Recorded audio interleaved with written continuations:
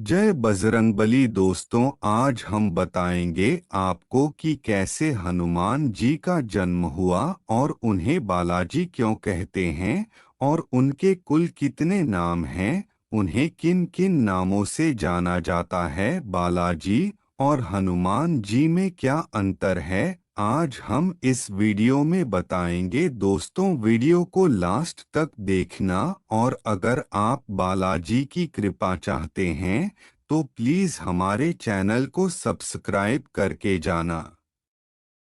हनुमान का जन्म अंजनी नामक अप्सरा के गर्भ से हुआ था, जिन्हें एक श्राप का फल भोगते हुए धरती पर वानर के रूप में जन्म लेना पड़ा। उन्हें वरदान प्राप्त था कि एक पुत्र को जन्म देने के बाद वे श्राप से हमेशा के लिए मुक्त हो जाएंगी। वाल्मीकि रामायण के अनुसार हनुमान के पिता केसरी और माता अंजनी ने भगवान शिव की कठोर तपस्या की थी। इसके बाद जाकर उन्हें हनुमान पुत्र की प्राप्ति हुई थी। दोस्तों, इनका नाम हनुमान जी कैसे पड़ा, पौराणिक कथाओं में बताते हैं कि जब इंद्र और हनुमान जी में युद्ध हुआ था तब इंद्र ने अपना वज्र हनुमान जी पर प्रहार करने के लिए मारा था।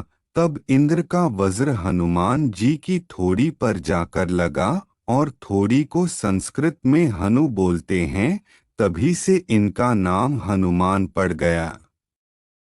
वही एक पौराणिक कहानी में जिक्र इस बात का भी मिलता है कि जब मारुति वन में अंजनी को देखकर उन पर मोहित हो गए थे, जिसके बाद अंजनी गर्भवती हो गई थी। इस प्रकार पवन पुत्र हनुमान ने जन्म लिया। एक कथा तो यह भी कहती है कि महाराजा दशरथ ने पुत्र प्राप्ति के लिए यज्ञ का आयोजन किया था। उस समय तीनों रानियों को पुत्र प्राप्ति के लिए खीर खिलाई गई थी।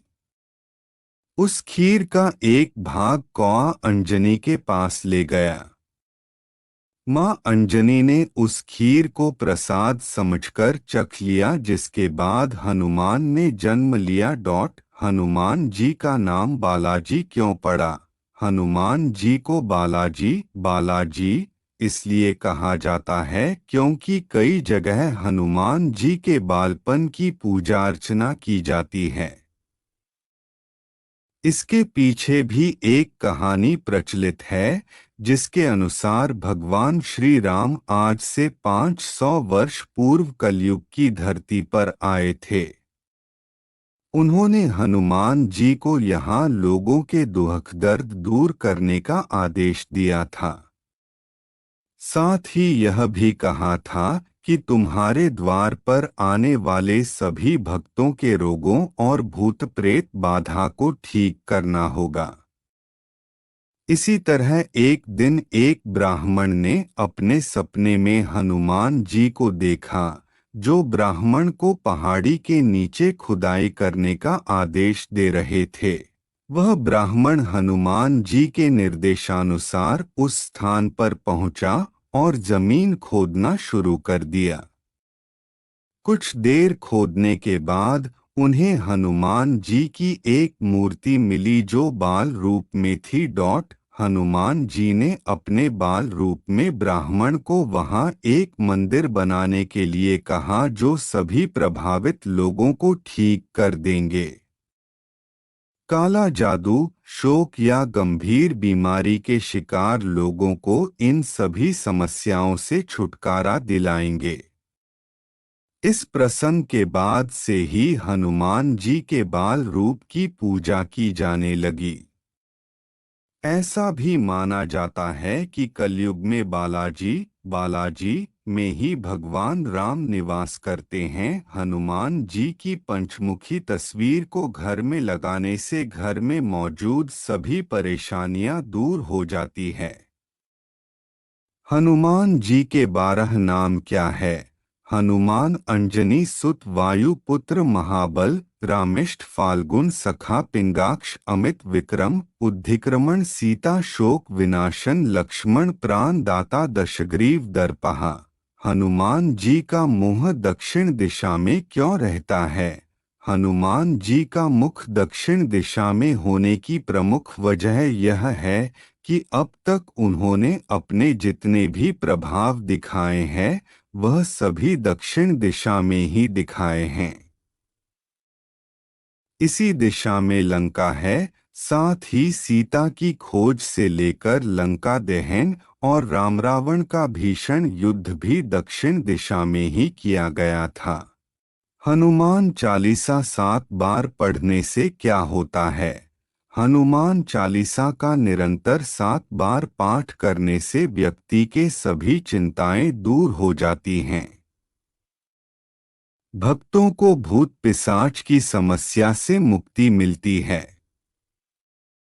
यदि आप हनुमान चालीसा का पाठ नहीं कर पाते हैं तो हनुमान चालीसा कवच लॉकेट धारण कर सकते हैं। चालीसा का पाठ करने और चालीसा कवच लॉकेट को धारण करने के प्रभाव लगभग एक समान है। हनुमान जी शिव के कौन से अवतार हैं? हनुमान जी भगवान शिव के 11वें रुद्र अवतार हैं। अपने इस अवतार में उन्होंने प्रभु श्री राम की सेवा की, रावण का वध करने और सीता माता को छुड़ाने में सहायता की। हनुमान जी की कृपा पाने का सबसे सरल उपाय क्या है? हनुमान जी की कृपा पाने का सबसे सरल उपाय पंचमुखी हनुमान कवच को धारण कर लिया जाए। रोजमर्रा की भागती दौड़ती इस जिंदगी में सभी नियमित तौर पर पूजा पाठ करने में सक्षम नहीं हो पाते हैं। इस तरह कवच एक ऐसा उपाय है जिसे एक बार विधिवत पूजा पाठ कर धारण कर लिया तो हनुमान जी का साथ सदैव भक्त के साथ बना रहेगा। तो दोस्तों, आपको हमारी वीडियो अच्छी लगी हो तो प्लीज़ हमारे चैनल को सब्सक्राइब करके जाना। आप पर बालाजी की कृपा बनी रहेगी।